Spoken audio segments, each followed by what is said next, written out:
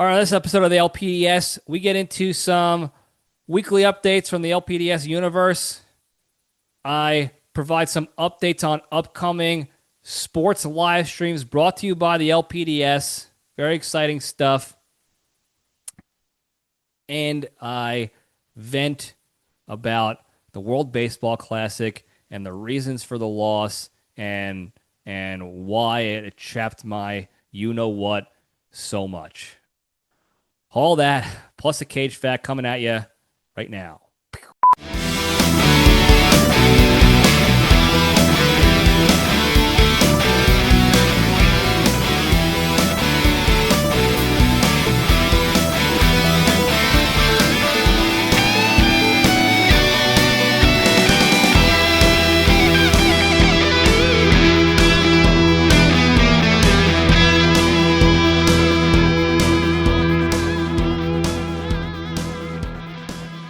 All right, Jabronis, we're back. Welcome back to the Libretti Podcast Diary Show. I'm your host, Libretti, a show that talks about nothing but tries to find the lessons in everything. We have a good time doing it. Hope everybody had a good week. Mine was productive, to say the least. It was a little cold in the beginning of the week, but it started to warm up.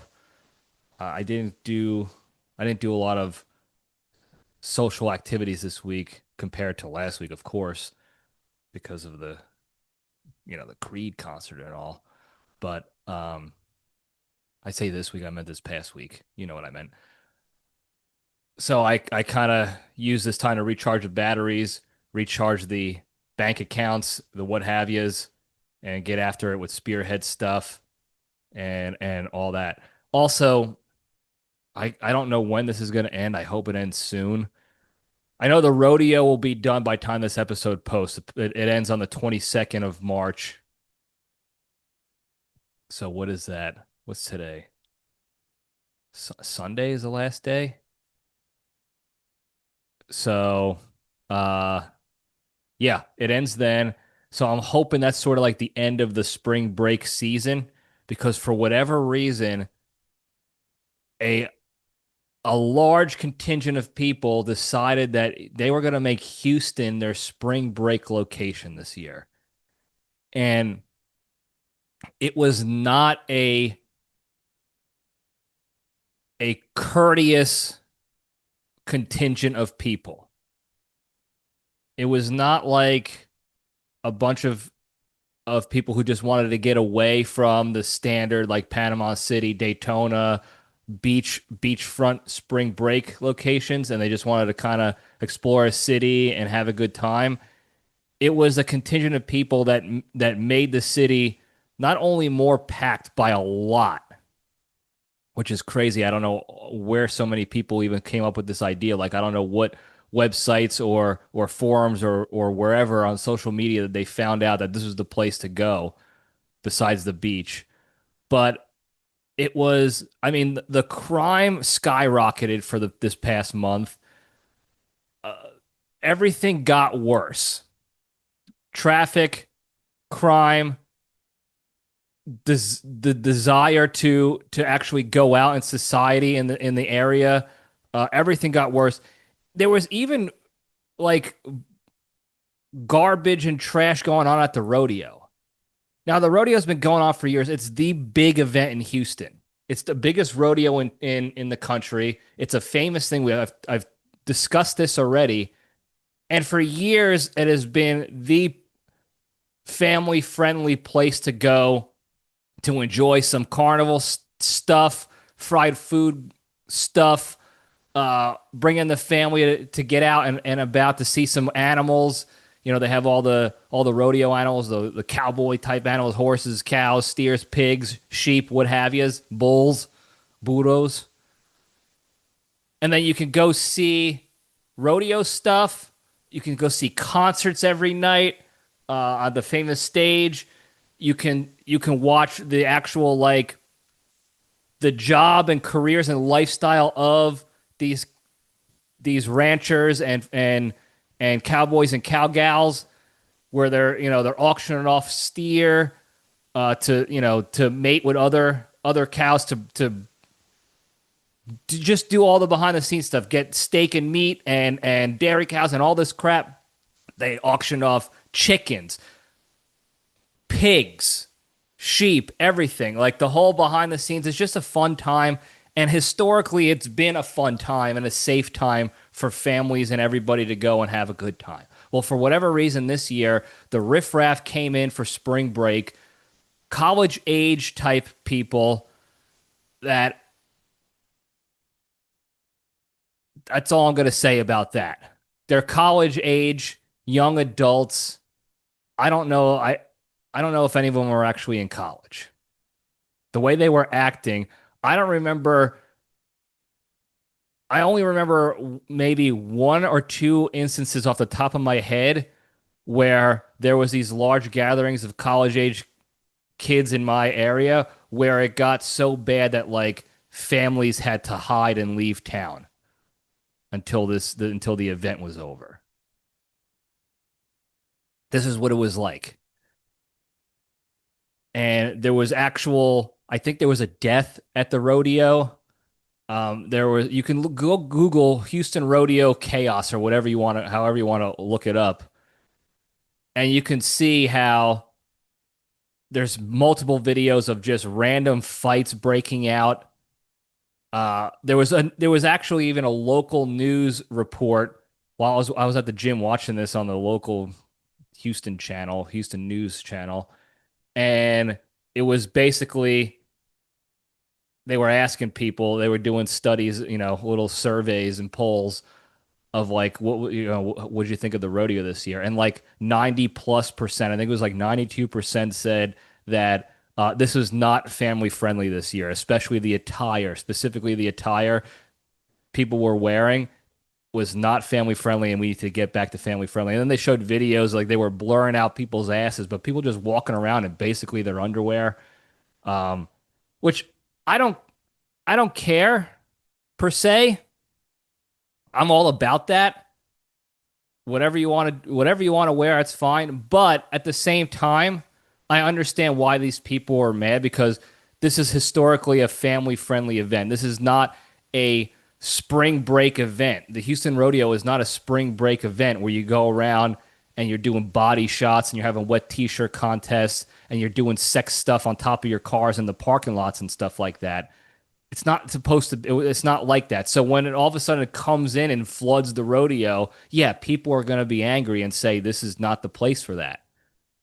And when I tell you the place was packed, the city was packed, I'm talking there's videos out there of lines a mile long to get into these pools, like these these public pools. And then there were so many people, they were just finding random parking lots at gas stations, fronts of Walmart, storefronts, whatever there was a lot of space to just bring the party there. They were just standing in random gas station parking lots, random Walmart parking lots, Targets, whatever, and just drinking, putting on, having music, grinding on each other, doing drugs, doing sex, all that crap that you would normally see at spring break, just in random Walmart parking lots. It didn't make sense. Like I said, I have no idea who put the word out that this is the place to go for spring break. I don't know what the reason behind it was, but it was a mess. It was a mess. And you can hear it behind. There's a club behind my house, behind the LPDS compound, and you can hear it all night. And it was people outside, not even in the club, just loitering in the parking lot, having parties and stuff, like doing beer bongs and what have yous, playing, all the stuff you would see at a spring break event, just here in a parking lot. It was the stupidest thing. I just smashed my face on this mic. I went to move my chair and it got tangled and whatever. I hope it didn't sound too loud on the audio. But it was just a circus act. I don't know how it started. I don't know why this is the place, but I absolutely hope it doesn't happen next year because it was not fun. It was not one of those where it was like, oh, I love a good fun time to go out there and see all, people watching this and that. No, it was like, nah, I want to stay in because every night you hear about another fight, another violent incident. There's not enough cops to handle it all, so the incidents were just occurring and then ending on their own volition, which was usually like gunshots and chaos. I don't I The mayor better figure the shit out. I don't know what they put out there to make it, to bring that sort of business in, but the city has been trying to minimize that crap for a long time now, and they're doing a real bad job at it. They're doing a real bad job at it. And I know it's because of a lot of reasons, mainly because of corrupt politicians and police chiefs. I remember we discussed this like a year ago that the police chief was caught telling his police officers, this is the Houston City police, to close out cases, to close out calls and all these violent crime reports so that they can keep their closure numbers looking good, even though the cases were never being investigated. It was like something like thousands of cases. He was basically forcing the police officers to close them out as complete, even though they were not investigated. And he tried to claim that, well, we don't have the personnel to investigate all these and this and that. And it was really just him trying to bump numbers up so they get more money for him to, pocket. And the mayor was in on it because the police chief didn't get fired. He was asked to resign because the mayor knew about it. And it was one of those deals where it was like, hey, I'll let this go, but once you get caught, like, I'm not going to sit here and be like, yeah, I knew about it the whole time. I'm saving my own ass. I'm not going to fire you in disgrace. I'll make sure you still get your retirement and pension from the taxpayers, but you're going to have to resign. And that's exactly what happened. He resigned. Nothing else happened to him, so he got to just leave. And so that's what they're doing. That's why the city keeps talking about, oh, we want to clean up the streets and this and that, and nothing's getting better. It's pretty typical of a large city in America these days. So that's what was going on this week. That is one of the big reasons why I did nothing but go to the gym. That's when I left my house. On a positive note, very quickly, there's a guy who posts up a few days a week in front of the gym. He worked it out with the gym that he's allowed to do it. And there's a couple of food trucks and people that post up in front of the gym each week. And he does his own barbecue. He pulls up with his pickup truck and his smoker in tow. Wood smoker. He's got everything in there. He shows up and he starts smoking stuff. He's got stuff pre-ready, pre-made, so he can start selling immediately. But then he's smoking things in his big giant smoker right then and there, right there in the parking lot. It was great, and I finally got a chance to try it. Unfortunately, I am not currently in a position to be able to spend $20-$30 a day trying these food trucks and people out there, these small businesses that go out there to try to make a living, even though I want to. So I really am. I'm trying to. Plus, I can't eat food truck food. It's just not healthy. It is a little bit ironic that they're setting up outside the gym, but there are ways you can make the healthiest out of those situations. So I decided to finally try it. The guy was a good guy. His name's Travis. It's called Serious Business Barbecue. You can see it he's got an Instagram page. It's got a small following right now. He just started it back up. He said 2 months ago he started doing it again. I haven't got to the point in the relationship yet where I found out what the deal was beforehand. But he works his ass off.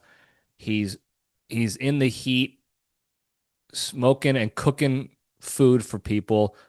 Everything you want out of this. Basically the back of a truck. He puts up a snack table, like a card table, fold out, and that's it. Cash. He takes cash, Zelle, Venmo, Cash App. Cash is king with him. So, and he's got the standard barbecue sort of like pricing. You got your 1 meat plate, your 2 meat, 3 meats, combos, sandwiches, what have you. I don't know. I don't know. Like he doesn't have a lot of sides to offer, like the mom and pop, like the storefront, the brick and mortar storefront barbecue joints, or the desserts or beverages and stuff like that. But he's got what you want. He's got what people go to barbecue joints for, the barbecue. And I tried the brisket. I tried the um spicy sausage. It's boudin. I don't know how to pronounce it. It's Boudin. I've talked about this before. It's a Cajun thing, big in like the New Orleans, Louisiana type of area. They have boudin sausage, boudin bowls. It's sort of like a Cajun rice ball combination that they stuff in sausages and things like that. I'm repeating myself here, but for those who weren't familiar, I just don't know how to pronounce it. I don't know if it's boudin or boudin or boudin. I never get it right, but I'm a big fan of it. I like the spices in there. I like the mixture. Sometimes they'll put cheese in the sausage too, and I was like, okay, I'm gonna go for that as well. And the sausage, by the way, a foot long.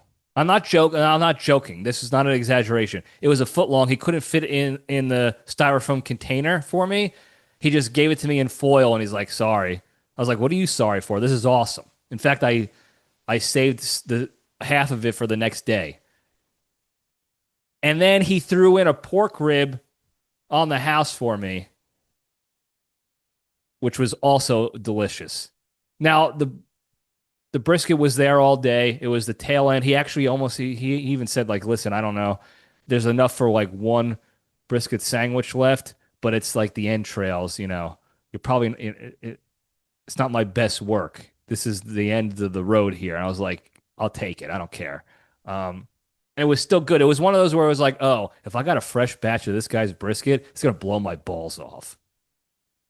So I enjoyed a nice post-workout, protein-packed barbecue meal. I didn't get any bread, nothing like that. I had some vegetables at home I used instead, and it was just straight meat, meat and some veg at home, and it was delicious. And I was happy. I was happy it was good, honestly, because like I said, I really like supporting those people out there that are working their asses off just to try something, just to be on their own, try to do something on their own to take care of themselves and their family and do something they're passionate about. I mean, this guy, you could tell he loves barbecue and stuff. And he was telling me how he likes to try different combinations of stuffed sausage and different seasonings on ribs and brisket and stuff like that. So I love supporting that, and I always hope it's good because it's really sad.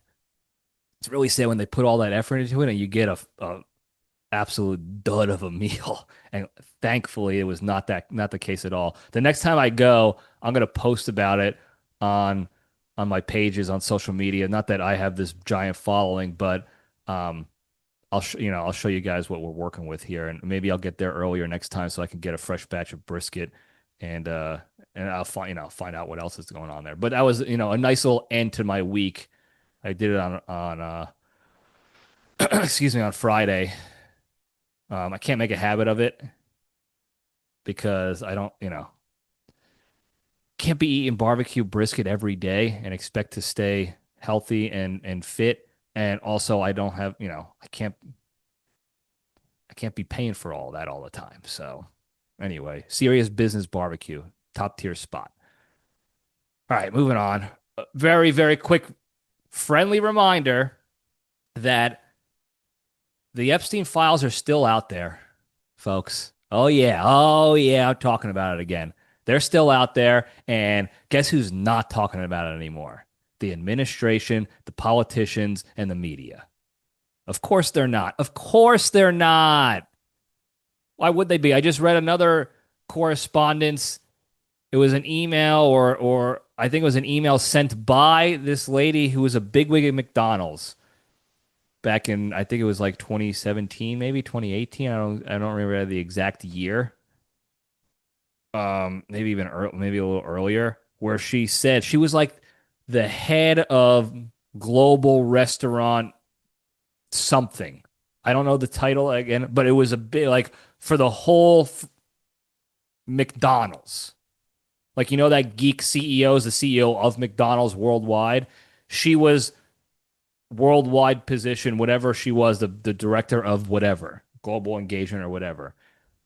And her email was explicitly saying, hey, you have to investigate this, this, and this about Epstein on his island because they're doing this to kids. They're burying bodies. They're chopping things up. They're doing this. These people are involved. You need to go look into this. That's what it was. That's what it was. It was explicitly saying, I know this is going on. You need to investigate this. And it went to a bunch of government agencies. And I don't know how she knew. I don't know what her involvement is. I I don't know if Epstein or somebody was trying to get her involved because McDonald's is big for kids. They have the McDonald's house. The kids used to have their birthday parties there all the time. It is a nice little avenue for young, for trafficking to occur. I don't know if that's the case. I'm certainly not saying that's exactly what's going on. But that could have been a reason why she was involved. I don't know. Did they investigate her as well? I don't know. There's no information out there on it because they're not talking about it anymore. They're burying it with literally everything else. So I'm not burying it. We don't bury it here. I'm never going to do that. You're going to hate me every single week for 5 to 10 minutes a week because I'm never going to stop talking about it until more stuff is done about it. Don't forget when it's time to vote. All these people talking about how they care about this stuff, and then they go vote for the same people that are covering it up. Anyway, moving on. A true family friendly reminder, excuse me. Baseball season is coming up next week. And as you guys know, in the LPDS universe, we're gonna be starting baseball streams, broadcast streams, brought to you by the LPDS, sponsored by the Libretti Leadership Lab and Spearhead Leadership. So we're gonna start it out. Opening day is Wednesday, I believe. I'm gonna flap my gills while I also look it up. I believe it's this Wednesday, the 25th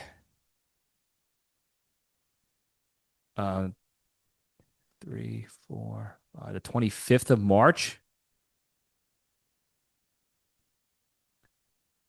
Is that the 25th of March? They play, yes, 25th of March, 8 p.m. Eastern, 7 Central. Don't care about the other time zones. So you guys, if you're into the other time zones, figure it out. It's on Netflix. Okay? Not the stream. The game is on Netflix. So this is for baseball fans out there. The game is not on regular TV. It's on Netflix because Rob Manfred and the MLB care only about their short-term paychecks and profits and not about actually growing the fan base of the game. So they put it on Netflix. So hopefully you got Netflix. Otherwise, you're SOL to watch the first games of baseball for the year, which I think is bullshit. But that's beside the point. It's going to be on Netflix, and we're doing the stream. Okay? Actually, after I record this, after I do this episode right here that you're listening to now or watching now, I'm setting up the studio. I'm moving it to my living room so that I can watch the game on the big screen in my house while I'm broadcasting. Now, here's the thing. Couple of things to be aware of for this stream. One, I can't show the actual game going on. So this is not going to be a small little Libretti schnoz in the bottom corner of your screen with the game on the big screen on your TV or on your computer monitor. It's just going to be me right now. I'm not allowed to show the game. Okay? Copyright stuff. And Of course, I don't even think I can show even like 5-second clips of it because Rob Manfred only cares about his money grubbing pockets getting full.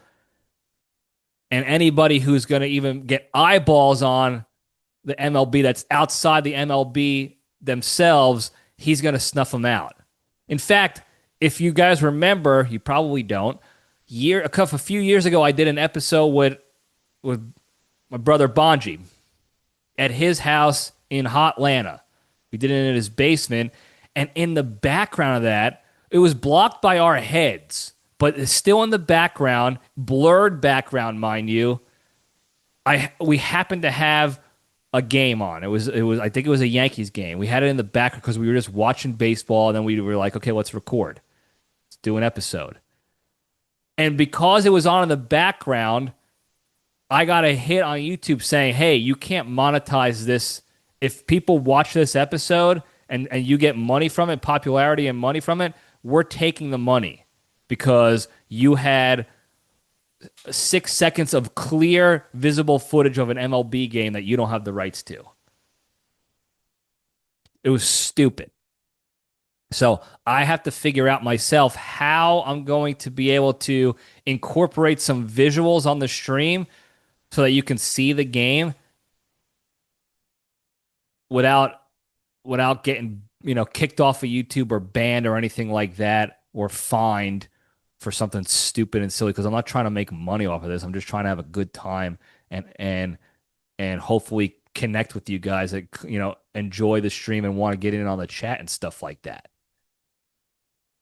So I'll figure that out later on, but it's basically just going to be me out there.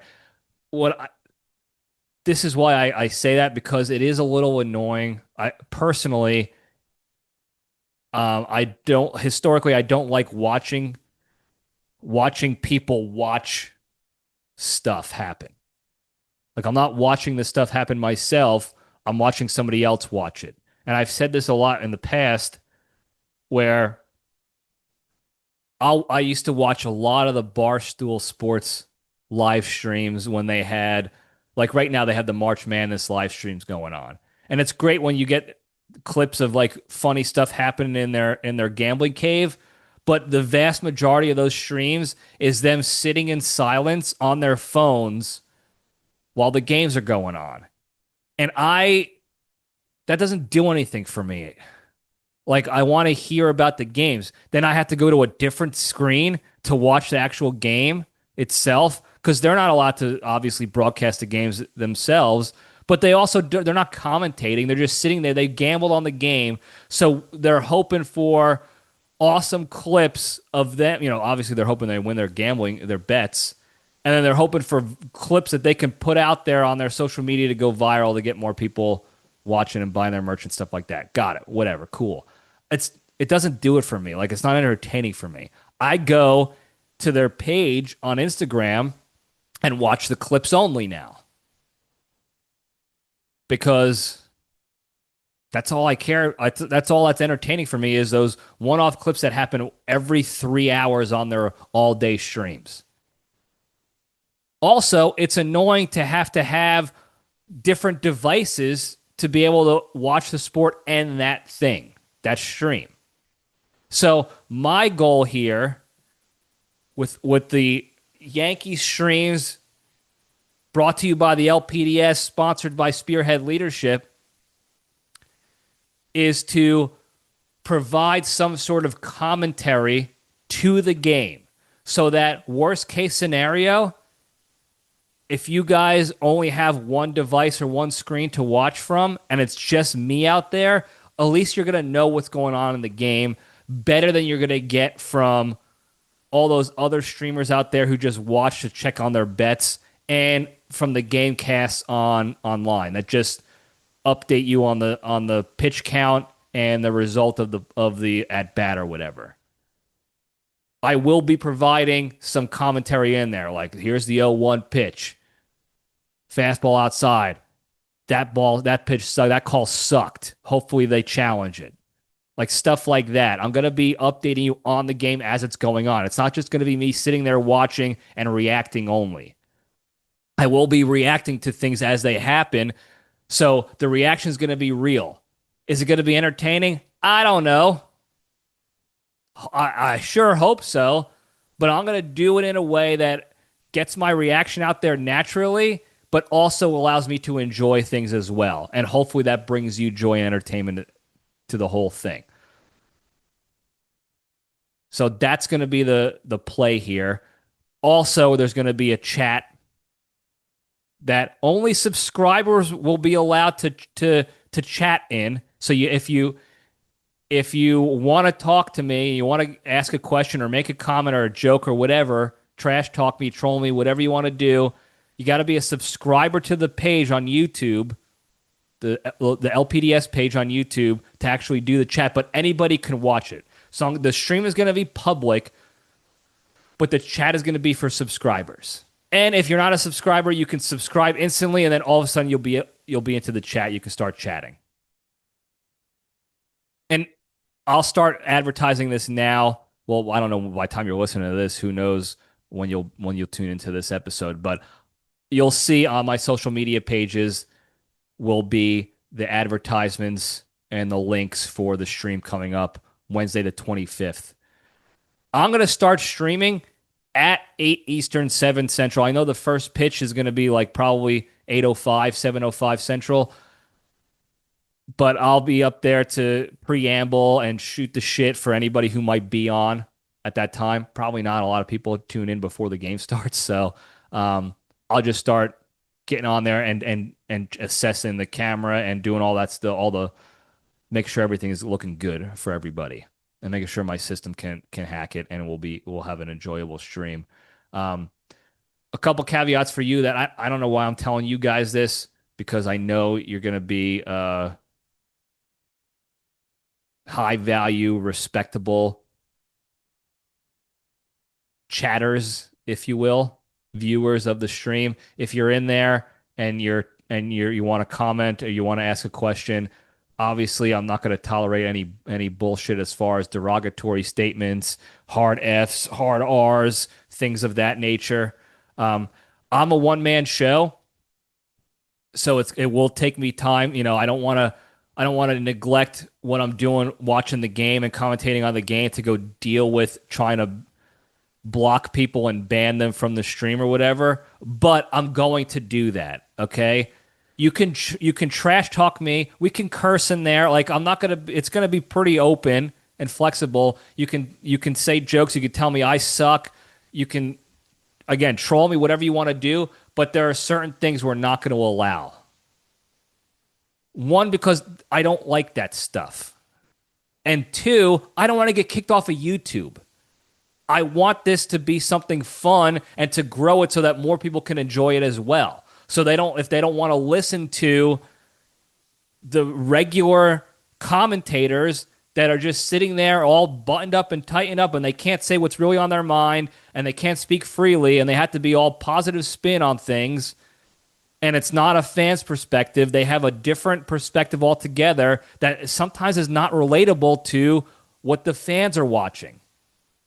I'm trying to bring that community together and give them something a little bit more relatable, but also have a little bit of baseball background to me so that I can try to explain, like, hey, I'm pissed at this too, but here's why it actually probably makes more sense that they did that as opposed to what I wanted to happen, whatever. We're gonna learn as we go along. I'm gonna get better as we go along. But I want to make sure that we have the opportunity to keep doing these and getting better. So if you're dropping really derogatory terms or things of that nature, I'm just gonna ban you. Okay, you're gonna be off. I'm gonna find your username or whatever. I'm gonna block you. I'm sure people will still go on other usernames. It's very easy to get a YouTube username and get on there and pull bullshit, but I know you guys at the LPDS universe won't do that. Again, I don't care if you make jokes at my expense and you tell me I'm boring or I stink or this and that. I can handle that. What I can't handle is being utterly disrespectful and derogatory.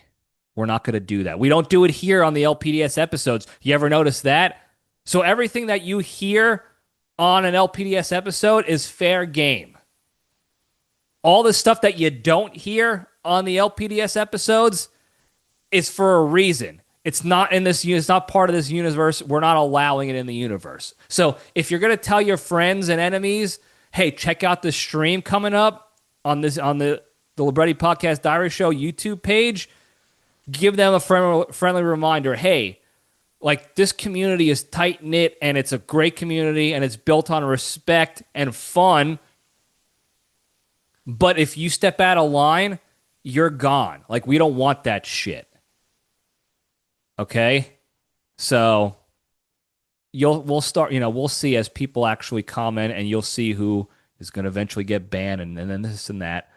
But that's all I'm going to say negative towards the stream. Everything else, I'm very excited for it. I don't know how popular it's going to be. I don't know who's going to tune in. There's no expectation for anybody to tune in for a whole game. Like I said, especially if you want to just watch the game on TV yourself and not have multiple devices and this and that. But if you have the time, it's going to be 2-3 hours of a stream. If you have the time, you want to pop in and say hello, see how it's going, awesome. I would ideally, in an ideal perfect world, it gets very popular and people tune in, and then I start scheduling it on every game and it becomes a real thing. And then you can actually donate in the chat. You could do super chats, which you could donate a couple bucks to a super chat. I'll read those out and we'll have a good time. Oh, that would be amazing. But if it happens, cool. If not, we're still going to have a good time and enjoy ourselves. In between innings, I'm still going to be there. I might say something like, hey, I got to go hit the bathroom. So I'm going to leave the stream on. Maybe I'll mute the mic for a second and then I'll go hit the bathroom and come back. But otherwise, if I don't have to do any of that, if I don't have to de-cheese, re-cheese, or go bathroom breaks or take Randy out for bathroom breaks, then I'll be there. I'll be reading the chat and we can have conversations. You can ask me questions there. I can shout people out, whatever. I'm going to engage. That's another thing that you can't do with the commentators on regular sports games. Michael Kay, Paul O'Neill, Susan Wallman on the radio for the Yankees, people like that. They don't do, like, every once in a while they'll have a poll and then you can answer the poll question in the middle of the game, but they're not talking to you. This adds a layer of connection that I really enjoy that I can't even get here on the LPDS because these are pre-recorded. Yeah, we have the hotline and all, but nobody's calling that anymore. I'll make a plug for the hotline and the LPDS, obviously, in there, and for Spearhead, of course, throughout the stream. But this gives me a chance to connect with you guys right there live. So I'm looking forward to that. I'm looking forward to the whole thing. Right now, the schedule is Wednesday, the 25th, the first game of the season. I'll be streaming. And then the next hard schedule that there's no doubt is going to be on the books is the Yankees home opener the next week. I think it's the next Friday of that week. I think that's going to be on regular TV. I'll verify. But those two for sure. Opening day overall, which is Yankees at the San Francisco Giants. And then the Yankees home opener the next week.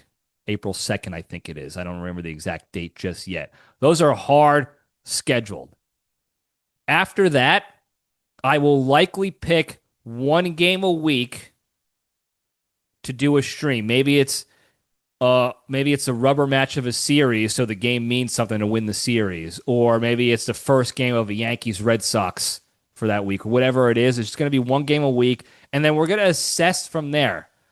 Like I said, I would love for this to get so popular and people are actually donating money in super chats that it's starting to generate some income to where now I can just do it every game and help pay the bills as well as having fun. The goal is to have fun and connect with you guys while we're watching something we all enjoy. And it's just a different flavor of that. But there is a chance it won't be any less than once a week, except for like weeks I'm on vacation. Then if I'm gone for 7 days at a clip, then obviously we're not going to do it that week. But it's going to be once a week at a minimum with those exceptions. It could be more. It won't be less. It could be more. We'll see how it goes. I'm excited to do it. I'm excited for this because we've been talking about connecting and finding new ways to get out there for a long time now. And this is another way to do that, so I'm pumped for it.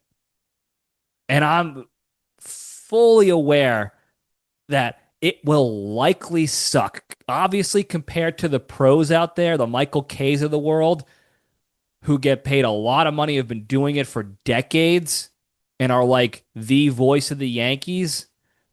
Yeah, it's not going to be like that in the beginning.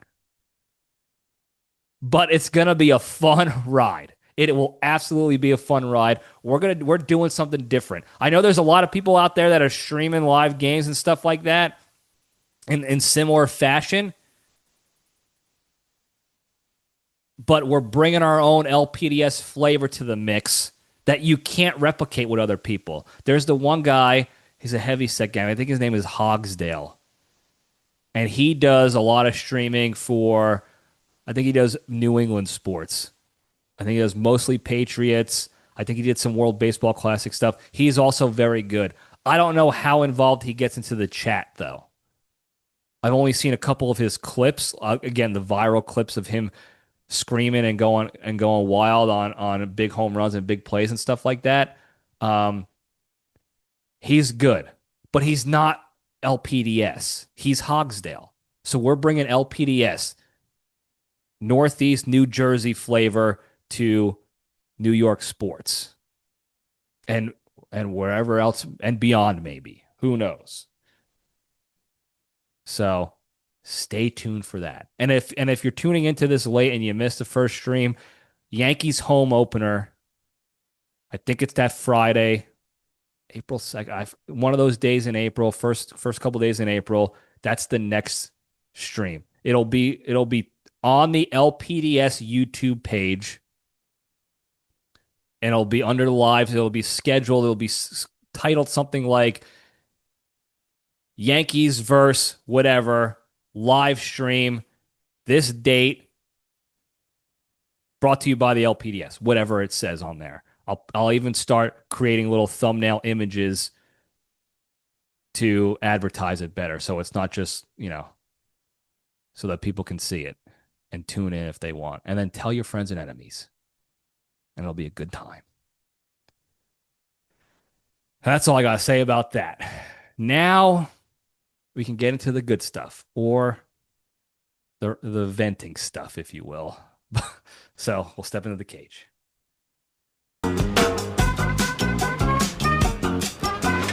Okay, let's run. All right. Today's Into the Cage segment is proudly sponsored by Back Rib Fingers. Are you jonesing for a delicious, fall-off-the-bone barbecue back rib, but can't seem to fight that never-ending desire to scarf down a chicken fingy basket instead? Well, fight no more, because Tony Riggs has done it again with the Back Rib Finger. The BRFD combines the flavorful bliss from your favorite barbecue rib joint with the never-fail deliciousness of a fried chicken tendy, so you never have to choose between the two again. Bite into what looks like your standard bowling alley fingy, only to be pleasantly shocked by the tender, juicy barbecue pork meat of a fresh back rib. So to get your one-of-a-kind back rib fingers today, head on over to the back alley behind your local Rudy's Barbecue, where one of Tony's tough guys will give you all the BRFDs you want. And if you use the promo code RagingBoneInDaddy, you'll get 29% off your first batch. When I tell you, you can... I just blasted a fly off the wall, by the way. When I tell you that you can finger anything, you can finger anything. You can turn any food item into a chicken finger version, a fried tendy version, and absolutely sell the shit out of them. They do it with the funnel cake version of fried. We talked about this with corn dogs and fried Oreos and this and that. You can do it with with the chicken tender breading, with fried chicken breading. And Tony Riggs is doing it. And these sponsors will never end as long as there are unfingered foods out there that need to be fingered by Tony Riggs and the gang. And we're gonna welcome them with open arms to sponsor the LPDS every single time. I would love to have a fried back rib finger. Man, that sounds juicy and delicious. Anyway, the Cage fact. We are all tracking the Spider-Man Noir series coming out in May, Amazon Prime. Now, what people, the super geeks out there, no judgment against them or whatever, they were complaining when the original artwork came out, the first images that came out. We discussed this on how his name was like Ben Bailey or whatever, Ben Riley or whatever, and that it didn't line up. You know, that's a Spider-Man that wasn't a noir Spider-Man, and this and that from the universe and this and that. I don't know why I said that. I don't know why I said this and that twice. I never use that term. Anyway, they were bitching about it. Well, the directors and writers of the series, the live action series, have come out and stated that this is not part of the Spider-Verse films. This is not an offshoot. It's not a continuation of the Spider-Verse films, like the CGI Into the Spider-Verse, where Nic Cage's voice was where he voiced Spider-Man Noir. They just saw that and was like, "Oh, Nic Cage is really good at this noir Spider-Man guy. We're gonna use that plus the stories of the Spider-Man Noir from comic books." And create our own little universe, standalone universe of this Spider-Man. So it's not really like word for word out of the comic book stories, and it's not connected to the Spideyverse films. They just saw that as an opportunity. Let's create sort of our own new thing from the Spideyverse as its own separate thing, as if it's standalone. So that's why his name is Ben Riley or Ben Bailey, and it doesn't exactly line up with the comic books, and that's why it's not connected, or you're not going to see any attachments to the stuff we saw in the Spideyverse films. It's going to be on its own. It's in its own universe, and frankly, I like that. It's a challenge because now it's on its own. You have to create something entertaining and fun to watch that people are going to tune into every week without having the backing of an already successful Spideyverse. Everybody already knows the Spideyverse movies were great, and it would be very easy to use that as the backbone, the foundation, and just offshoot it. And you make your connections. That's what that's what Disney's been doing with Star Wars, and most of their shows have sucked. Most of their offshoot movies have sucked, except for a few of them. I'm not going to say all of them, but most of them have sucked, but they still brought in money because they were coming off the foundation of Star Wars. They were offshoots. They were side quests, side stories, what have you.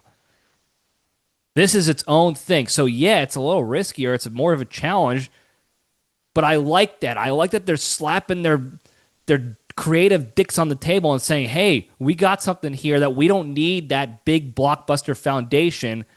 You're going to enjoy the shit out of it regardless. Also, by the way, it's got Nic Cage in it. It is not going to fail. We got to figure it out. Don't trust us. We got the guy in the room to make this a smash hit. So, I'm excited. So if the Yankees stink this year and the streams are nothing but depressed rantings and ravings of a lunatic fan, at least we'll have Spider-Man Noir to look forward to in May.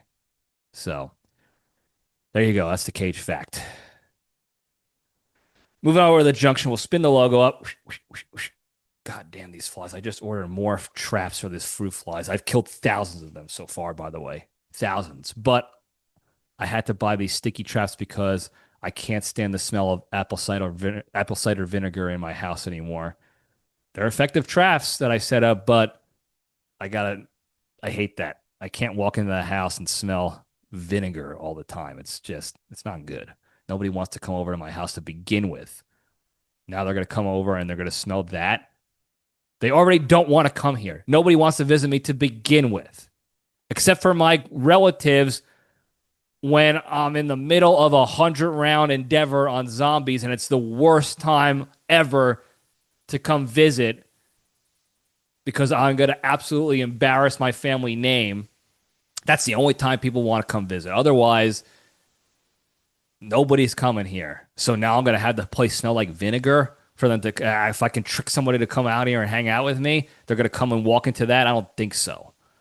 So we got to figure out another way. Anyway, we're talking baseball today in the Junction. So if you don't like baseball, you probably tuned out when I was talking about the streams updates. So I guess so long. But I have to recap the World Baseball Classic briefly and give my thoughts. And in hopes of bringing some understanding and why people should care more, why baseball fans should care more, why the players should care more. Okay. The US team, Team USA, absolutely shit the bed in the finals. So, spoiler alert, the World Baseball Classic is over. It was over a while ago, a week or so ago, by the time you're listening to this. And Team USA was in the finals against Venezuela. They lost 3-2, 4-2, something like that. They never had a chance to win. There was a small glimmer of hope when Bryce Harper hit a game-tying 2-run home run in the 8th, and then they immediately lost the lead the next inning and lost the game. Now, like I said, the score doesn't really depict that they were getting dominated the whole game. It wasn't even close competitively, and it was an embarrassment. And all I see all over the place were Team USA fans basically just saying the same shtick they always say is like, well, nobody cares about the World Baseball Classic. It would have been cool if they won, but give me a World Series for my team 100 times out of 100 over the World Baseball Classic. And in some instances, I agree with that sentiment. I would like to see more so the Yankees win a World Series than Team USA win the World Baseball Classic, but only because the Yankees have been around longer than the World Baseball Classic. The WBC is still new in the grand scheme of things in baseball. And I've been a Yankee fan far longer than a WBC fan. So in that regard, I can empathize with that sentiment a little bit. But on the other hand, it's the world stage for baseball. Okay? I'm a baseball fan first, then a Yankees fan. For me personally, and there's a lot of people out there I know who like baseball, love baseball, and then they have their teams that they root for. There's also a lot of people that just like baseball in general. They don't particularly have a team. Maybe their upbringing had them traveling around the world all the time, so they didn't really necessarily have one team that they were married to, and they just like baseball. I'm a baseball fan first, and then a Yankees fan. So I'm watching the World Baseball Classic, as many games as I can. Creature and I went to a game.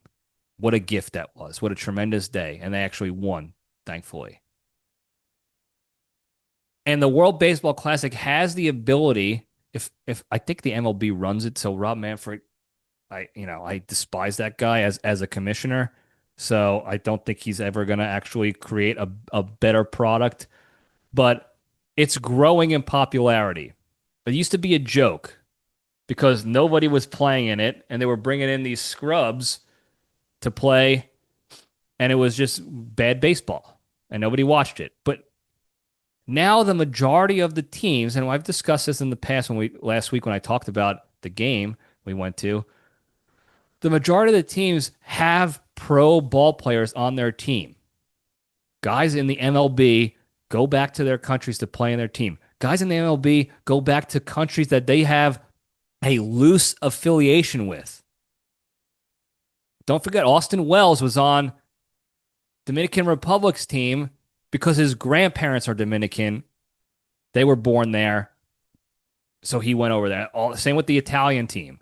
All Italian Americans from the States going out to play there. They were playing there because it was a chance to play in the World Baseball Classic. Okay? If they didn't care about it, if WBC was not something to care about, not worth it, and they couldn't make the Team USA, they would have just stuck with their team to do spring training. Every team is in the middle of spring training. They're still playing games every day against other MLB teams to prepare for the season. Spring training is going on, but they chose to go play in the WBC, which means they care, which means it's important to represent and try to win. Seemingly, right? Also, Team USA, the media, everybody was bragging before the tournament started about how stacked the team was because all these all-stars that have historically not played for Team USA in the past decided we're going to suit up and play. Judge, I think this might be his first WBC, maybe? I can't remember. Don't quote me. Creature will help me on that one. But Judge was the captain. They had Bryce Harper. They had Mason Miller. They had Paul Skeens. All these top dogs. I'm missing people. Roman Anthony, Big Dumper, Cal Raleigh. All these big names in the MLB were like, yeah, we're playing. Mike Trout has played in the past, but he's Mr. Glass these days, so he's never not injured anymore. Which means they individually care enough to want to be in it. Otherwise, again, they can just go do spring training with their teams and cruise into the season. That's what they've done in the past, where they didn't care. They thought it was not important. Back in the day, it really wasn't because no one was playing it. So they were like, "Oh, I'm not gonna risk getting injured or this and that for something that nobody cares about. I'm just gonna play spring training." But now they're playing in it, and don't forget again, all the other, not just Team USA, but all the other MLB players that went back to play for their teams in their respective countries. They all cared. So don't say the team didn't care in general. But then to put out this embarrassing showing and then to blame it on not caring or worried more about the MLB teams than anything else. And what I mean by that is I'm pointing the finger at Mark DeRosa, the manager. I think he took the job because he can't get a competitive coaching job somewhere else for the MLB or some other place right now. And it was a chance for him to manage a team of all-stars. But I don't think he cared, and I also don't think he was capable of being a good manager for something like this. Randy, quiet. Stop barking. It's the riffraff, the spring break riffraff in the back. I hear him. Do da do da do da do da do. He's barking at that. Anyway, Mark DeRosa did not care, and it absolutely trickled down into the team's efforts and results. And it sent a message to the fan base of like, oh, well, we don't have to care either. And that's when they started spreading all these, posts about like, yeah, it would have been nice if they won, but DeRosa clearly didn't care. If the team manager doesn't care, then why should we care? I'd rather have the World Series than anything else. Because he clearly didn't care, or he was so out of his element, capability-wise as a manager, that it just came off that he didn't care. He was so bad it looked like he didn't care. That could have been it too. I think it's a combination of the two. But the entire series, the whole tournament, he mismanaged. He never knew exactly what their record was, what each game meant to the team. And then he was making decisions based on two things. One, analytics, and two, making sure that he doesn't anger the pro ball clubs that the players came from. And he said that out loud for both of them. And in the championship game, he talked about how he put the roster out because it was a lefty pitcher, so he didn't want too many lefty hitters in the lineup because the analytics show that you want to have righties against lefties is statistically better. So he benched his two hottest hitters of the tournament for two righties, both of which stunk during the tournament. Stunk. Alex Bregman batted like 140. Byron Buxton batted 0, I believe. I don't think that poor bastard got a hit the whole tournament. Also, it's a 7-game tournament. Okay? You cannot use 162-game analytics for a 7-game tournament, just like the playoffs. It's the playoff conversation all over again. This is why Aaron Boone is a weak Yankees manager, and all those other loser managers out there that play the stats and data analytics only, even throughout the playoffs, because that's a different set of stats. That's a different sample size that you should be paying attention to. Okay? The playoffs could be one game for you. It could be a 5-game series for you. It could be 3, whatever. It's a small sample size. You can't use regular season analytics to win a 1-game playoff, a wild card playoff, or a 3-game playoff, or whatever it is. It doesn't match up. It will never work the way you think it will. You can't just play the averages. You have to have some games to show. You have to understand the games are different. They said it in every single game during this WBC tournament. It just feels different. The stadiums were packed. It was World Series caliber feeling and pressure each game for the entire tournament. You can't play regular season baseball in that environment. It means more. And in a 7-game tournament, you play who's hot for that 7 games. Now, I know Cashman out there for the Yankees doesn't believe in hot and cold streaks because he's an idiot and he's a liar. But you have to play who's hot. Gunnar Henderson had the highest OPS or whatever it was for the team during the 7-game tournament. One of their hottest hitters. Who else did they bench? I'm trying to remember who was the other guy that they benched for Byron Buxton. Pete Crow Armstrong, PCA from the Cubs. Second hottest hitter on the team. Benched him for Byron Buxton, who's a righty. Now, I have nothing against Byron Buxton. Seems like a nice guy. I'm sure he's a good ball player otherwise. His regular season, he's probably not bad. But he was batting 0. He was barely putting the ball in play. I don't care that he's up against a lefty. The guy's ice cold. Okay? And this is not the regular season where it's like we need this guy in the lineup so we can get out of his slump. You don't have that time to hope he gets out of his slump. Alex Bregman. I don't like that guy to begin with because he's a cheater. But if he was on, fine, leave him in there because he's a good hitter when he's hot. He was cold during this tournament. He was batting in the 100s. He was Volpe status. I don't care that he's a righty. Put Gunnar Henderson in. Not only is he a good enough defenseman, he was mashing the ball. He was productive every game he played. It was stupid to think otherwise. It was a weak, soft move by DeRosa to even set that lineup out. He set a lineup out to not lose, to play it safe. And right off the bat, you could see, this is not going to go well. And then, of course, he pitched McClain, the pitcher who got both losses for the team in the tournament. Mets pitcher, by the way. For all those those Mets fans bitching about Aaron Judge not being clutch.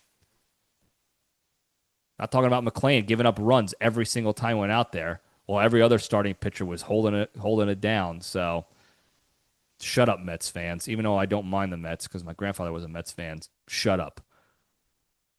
So he already set the team up for failure in that regard. And then his in-game decision-making was abysmal. Just abysmal. You have Cal Raleigh sitting on your bench. Yeah, he was colder in the tournament, for sure. So you don't want to start him. Got it. It makes sense. But when your team is not hitting throughout the game, they were getting diced up by a lefty throwing no faster than 90 miles an hour on average. Soft lefty was carving them up. And their mentality, you can see that they were defeated because they couldn't figure out how to get out of it, how to get out of these holes. The only person who figured out was getting competitive was Bryce Harper. Every at-bat, you can see it in his eyes, he was trying to figure out how to get out of his little bit of a slump. And that's probably why he eventually got out of it and hit that game-tying home run in the eighth inning. Now, to McClain's defense, he didn't pitch a terrible game. He only gave up 2 runs. But he had no run support. Unfortunately, you can't win games if you don't have any run support. So, he's not the guy you want in that role. You needed a guy who was going to not give up runs because like, my team is probably not going to hit. The team wasn't hitting that great, Team USA. They weren't putting up Dominican Republic numbers. Those guys were averaging 10.2, I think, 10.2 runs a game. That was the average, 10-plus runs a game. They were hitting. The USA was not. Team USA was not. Aaron Judge had a few hits. Gunnar Henderson, Pete Crow Armstrong, the usual suspects. So 2 or 3 guys. It was like watching a Yankees game. 1, 2 guys, 3 guys maybe were doing well. Their pitching was doing okay, and everybody else stunk. And they were still getting by somehow. That's what it looked like. It looked like the Yankees, managed by Aaron Boone, were playing in this tournament. Except it was all-stars that were mismanaged by Mark DeRosa. And then we're going into the 9th inning. It's a tie game, I think, at this point. And he doesn't put in his number 1 closer because they weren't winning. So it's not a safe situation. Yeah, we got it. And he goes, well, I told the Padres that, we were only going to put him in if we were winning. We needed to close out the game for a safe situation. If it's not a safe situation, we're going to use him. So, right, and then he just outwardly admitted that he was caring more about that. Now, here's the thing. You could say, oh, yeah, well, that was respectful because obviously they got to play a full season and that's what their contract and this and that. All well and good.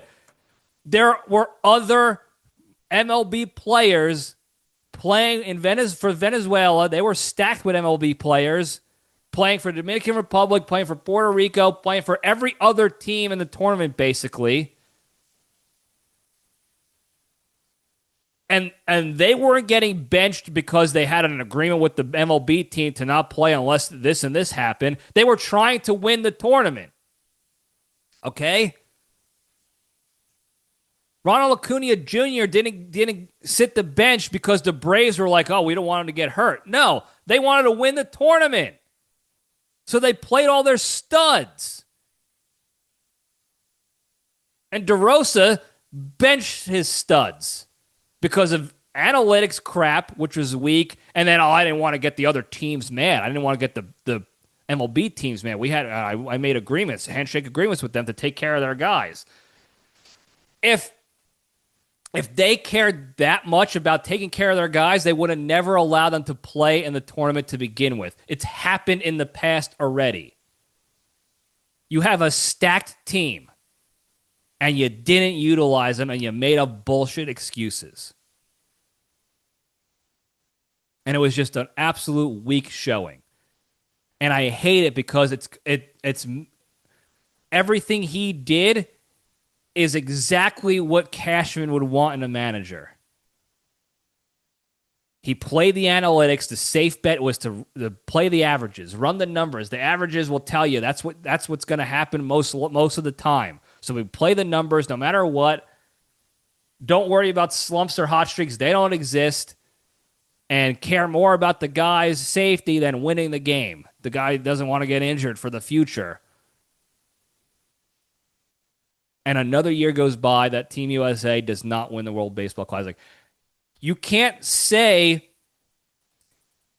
you're the best at baseball and then never win and then try to pretend it's because you don't care.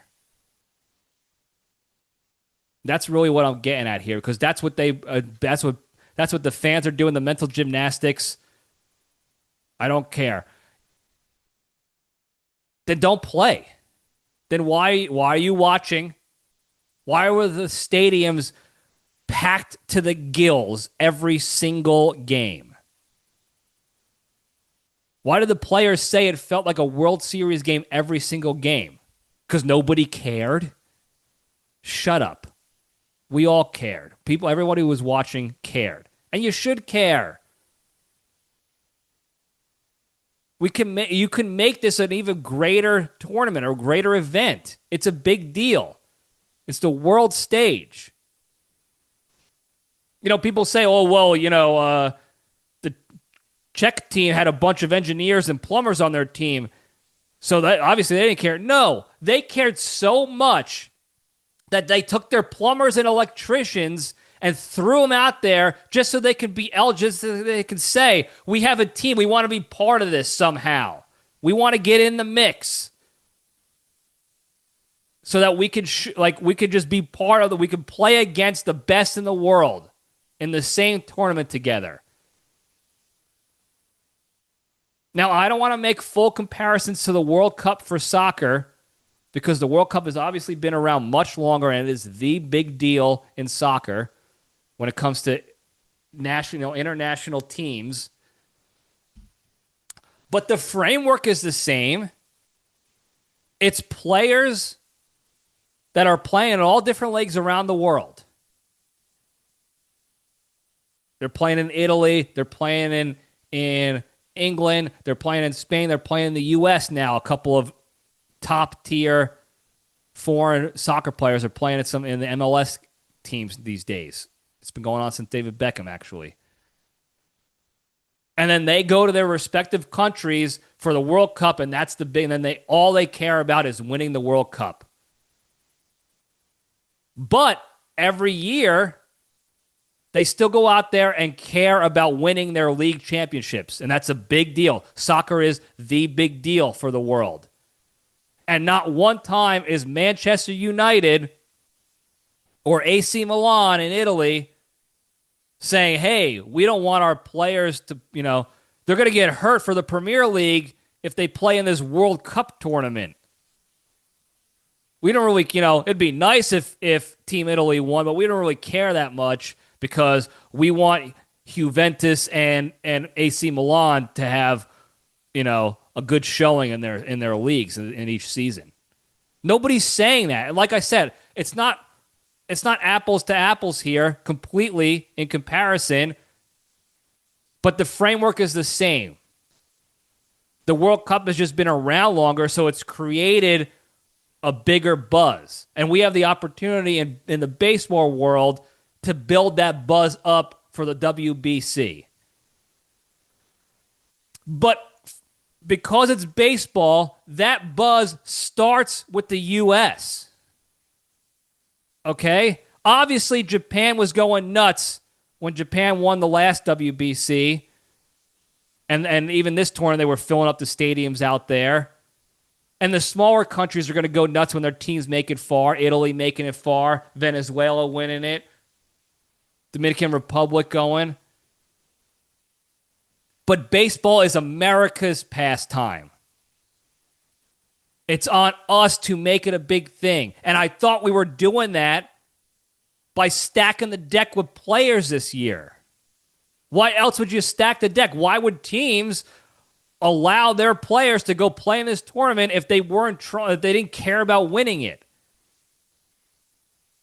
So then why do you put this mush mental midget weakling, this beta bitch boy of a coach as your guy when everybody else in the entire tournament has their General Patton out there to lead the charge to win the tournament? That's why I blame DeRosa and whoever picked him as the coach. You can blame Judge. All the Mets fans and all the Judge haters blame Judge because he's not clutch, and that's sticking with him. Even in the playoffs, he's Mr. No Clutch. And it was frustrating to see how his approach was just different, and he cowered, and he was not competitive. And most of the players in that championship game were non-competitive. But here's the thing. You can blame him a little bit, sure. As the captain of the team, he's got to take some accountability. And I'm not here to say it's not his fault and that you got to cut him some slack. I'm not saying that at all. If he's the captain, he's got to figure out how to step up in the big games and lead the team. I'll absolutely always say that. And when it comes to a thing like the WBC, it's only 7 games. He can't sit on his laurels that he can with the Yankees, where with the Yankees, if it wasn't for Aaron Judge, they're not even making it to the playoffs for him to choke. So even if he chokes in the playoffs, it's like, well, you wouldn't be here if it wasn't for me consistently being the best hitter in the league each game for 162 games. And I just happen to shit the bed every time in the playoffs. It's not like that. He needs to be able to step up. If he's going to keep being named captain, he's got to be able to step up in those roles eventually. Or stop naming him captain. I'm okay with that. Like I'm not going to be an apologist for Judgy all the time. I think he does get a lot of shit because he's in the limelight and people are saying he's the best and he's got to act like it all the time. Got it, whatever. But he's not the reason why the team lost. The team lost because they were mismanaged by a guy who didn't care as much as he should have. As much as the team cared. You could see the guys in their interviews, how they were playing the field, how they were trying. They definitely cared. The players cared. Whether they performed well or not, you could see that they cared. You can also make the argument, based on how they played in the final game, that they were not happy with the roster for that game. That could be a reason why. I'm not saying it is, but the way they played that game, it almost looked like they were deflated because they're like, this is not even the roster like that gives us the best chance to win. Why would you put this out there? Who knows if that's the reason? It looked like that's what they were doing. It looked like a team that was deflated. That they were ready to rock and roll and put up a good fight. And then this roster comes out and you're like, our 2 hottest hitters are on the bench and not going in until the 8th and 9th inning. And you're not even warming up our best pitchers that are available to be ready to go in this game. What are we doing? Our leader clearly does not want to lead us to victory. He wants to hope the other team loses. And that's it. And it was a weak showing. And I care so much about this because, again, I'm a baseball fan. And I love this sport. And it is America's pastime. And we should be dominating this shit. Now, obviously, it's not going to, wouldn't be as fun if we just 10-run ruled every team every year. But that's not how it's going to be ever. Because just like in soccer, the MLB is the premier baseball league in the world. That is where the pros go. Just like the NBA is where all the best basketball players in the world go to play. That's the premier professional league. Okay? You'll never see Hall of Fame caliber baseball players choosing to go play in Europe or in Japan or South America instead of the MLB. If the MLB came up, if a team in the MLB said, hey, we got this contract for you to play with our team, they're almost never going to. okay? They all come to the MLB. Soccer, they all go to Europe. They all go basically almost everywhere else except for America. They're starting to come to America a little bit more, which is nice. But they'll go. Soccer has been a worldwide sport longer than it has been an American sport, so I get that. But then what happens? Here comes tournament time, World Cup every 4 years, and now we're getting locked in. We're leaving our teams, and we're going back to our countries to represent and win. And we have an opportunity in America to create that level of buzz. Maybe not overnight, obviously, but by setting the team up for success and not making these bullshit excuses of, oh, well, we didn't want, to anger the team that they came from and this and that. It was like, no, those are just excuses on why you mismanaged a game, why you blew it as the leader of the team. Don't blame that, because now you're putting out there, you're essentially saying, I cared less about this tournament than I do about anything else. That's what you're admitting to. But I don't think the players felt that same way, because otherwise they would have never played. They would have never signed up and put their name out there to play. I go back to Austin Wells because he's a prime example of this too. Okay? He had a chance to play on Team USA, to be on the roster, but he was never going to play because they had the Big Dumper and Smith. What's his first name? Steve Smith? I forgot his first name. Both much better catchers than him and better hitters overall, better than him. But he wanted to play. He wanted to get out there and win this tournament. He cared about it. So he used his ethnicity loophole, his family tree loophole, to go play for another team in the tournament, to get out there and play. So you can't say the players don't care. Look at the DR and Venezuela and even Mexico and all the other teams when they won games.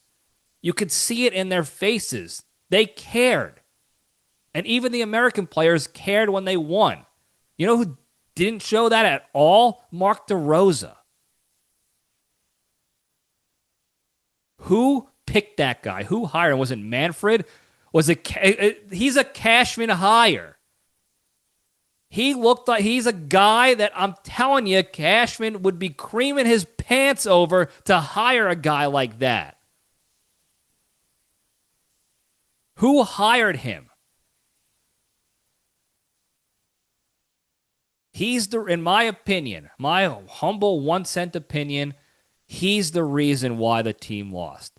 You can blame Judge for not being clutch in that game.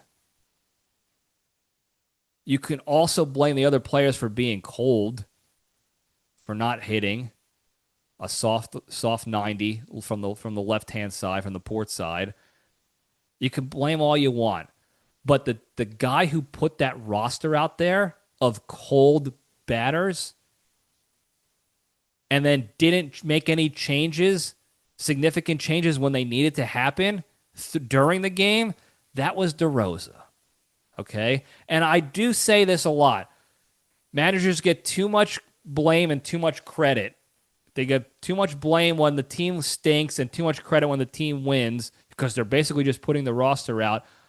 But there are times when you can directly point to poor decision-making by the coach that results in a loss or a poor performance. Okay? The players didn't decide to bench their 2 hottest hitters in the championship game. It wasn't Judge who decided that. It was the coach. And then when he saw that the guys who were ice cold go up against the lefty and are still ice cold, he's still the one who decided to make the change. And he didn't until it was too late. Too little, too late. Because you cannot send in a guy to pinch hit in the 8th or 9th inning who was sitting cold all game come in and just magically be hot again. Pinch hitting is very difficult for that reason. Hitting is hard to begin with. Hall of Famers bat 300. That's failing 70% of the time. But these are guys who play every game, every day, 3, 4, 5 at-bats a game, and are still doing that. You want a guy to come in cold in the 9th inning and then expect him to bat 1,000? It's impossible. You're setting your team up for failure. And that's what he did. He set his team up for failure, and then he continued that failure in his poor in-game decision-making. That's what's frustrating because, again, yes, the players are the ones in between the lines actually playing the game, and they're the ones who are doing well or stinking it up. But you put out a roster of guys we already know were stinking in that moment. Why would you do that? Why would you put out the roster of the stink pots when you had the good guys who were proving themselves on the bench? That does not make sense. Okay? You want to put them out there, and if they stink it up and the team loses, well, you put your best team out there and they got beat. That shit happens all the time. That's the nature of sports. But you didn't put out your best team out there, did you, DeRosa? You didn't. You put out the safe team.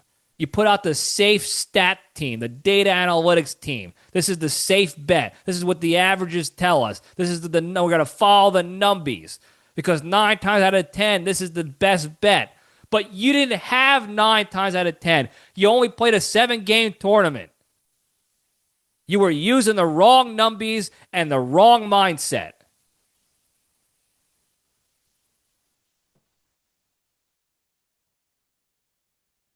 Stop claiming to be the best at a sport and then hiring a nincompoop to lead that team in that sport in that tournament, and then try to pretend that we don't care. Well, that's why we just don't care. The MLB is the more important season. The regular season is more important. Not to the players, clearly, not to the fans either. Until they lose, and then they can use it as an excuse. Until they lose, because they still showed up. We showed up to every game. We watched every game. Wildly popular series this tournament this year. I told you, it was like nothing I've ever been to before. It was as close as I think to a World Series caliber game as I'll ever get to until I can afford to go to a World Series game if the Yankees ever make it again.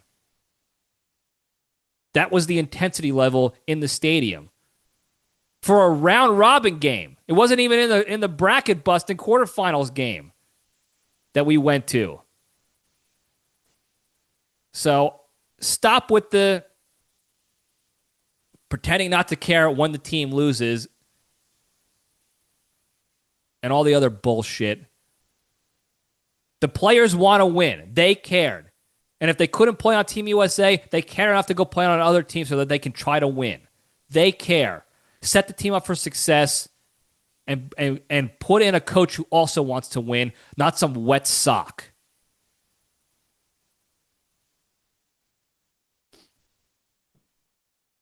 That's all I got to say about that. I'm sure I missed stuff. I was very heated by that because I do care. And it was annoying to see so many people I watched care throughout the whole tournament pretend not to care after the team lost. That's such a cop-out, coward, beta bitch boy approach to things. Oh, I'd rather 1,000 World Series wins. Or I'll take 1 World Series win over 1,000 World Baseball Classic tournament wins. You didn't say that when you were posting 15 story updates throughout the game, each game for the entire tournament, wearing your jersey that you bought, Team USA jerseys and all this other stuff. That's what was annoying to me. Is that whoever hired the leadership didn't care. And then the fans, instead of just saying, I'm pissed we lost, I'm bummed we lost, I wanted us to win because we are the best, this is our sport, and we got embarrassed, they olayed that responsibility, that accountability. They just skirted around. They ran away with their tail between their legs and pretended like they don't care. The shit's weak. It's okay to care about this stuff. I know it's just sports, but we should care about this stuff. It's entertaining. It's bread and circus. So we don't have to care about other shit going on in the world. Anyway, that's really all I got to say about that. Before we go, very quickly, the big three, the 3 pillars of staying strong and being a better, happier, kinder, healthier, less stressed, more genuine human being, be able to spread that positivity and goodness to all those around you throughout the land. Number 1, exercise every day. Do something every day to improve your health and fitness physically, mentally, or emotionally. We'll run through this quickly. Number 2, the hardest one to do, don't be a shitty, negative person. Be a kind person. Not just to the people around you in the outside world so you look like you're being kind, but to everybody in your own house as well. That's really where it's most important. Be kind to your spouse and your family members. That's where it really counts, not the outside world. Anyway, when the opportunity arises to be shitty and negative and take jabs and hate on people, genuinely, take a deep breath, take the LPDS step back, detach yourself from those negative emotions, remove yourself from those situations. That way you can minimize the negativity in your own world. You can go focus on more positive, productive things like exercise. And number 3, the most important one, be genuinely thankful and grateful for all the good you have in your lives and all the good you're going to have in your lives. And you can do this each and every day by taking a few seconds to actively think about one good thing in your life or a good thing that happened to you in the last 24 hours and think about what your life would be like without that thing or if that thing never happened to you. And that will immediately put you in the state of gratitude. And the more often you're in that state of gratitude, the easier it is to not be a shitty negative person and to be a kind person. And the more opportunity you're going to have to go focus on more positive, productive things with your lives, like exercising every day. And if you do these 3 things a little bit, and a little bit more, a little bit more, a little bit more each and every day, I promise you'll be a better, happier, kinder, healthier, less stressed, more genuine human being, be able to spread that positivity and goodness to all those around you and throughout the land. Thank you guys again for tuning in. Don't forget, the stream is coming up, the baseball stream on the YouTube page. That's the only place you're gonna catch it right now until I figure out better avenues or different avenues. Libretti Podcast Diary Show YouTube page will have the stream Wednesday, March 25th, 8 Eastern, 7 Central, and then opening day Yankee Stadium the week after on YouTube. Don't forget about that. Don't forget to subscribe, put on your notifications, like and follow, tell your friends and enemies, hit the hotline, 202-670-1114. Love the hotline, miss the hotline. If you can't connect on the live stream, we can connect on the hotline. Call it in. Again, questions, trolls, comedy bits, whatever you want, advice, topic ideas, anything. 202-670-1114. Thank you guys again. I love you all. Stay strong.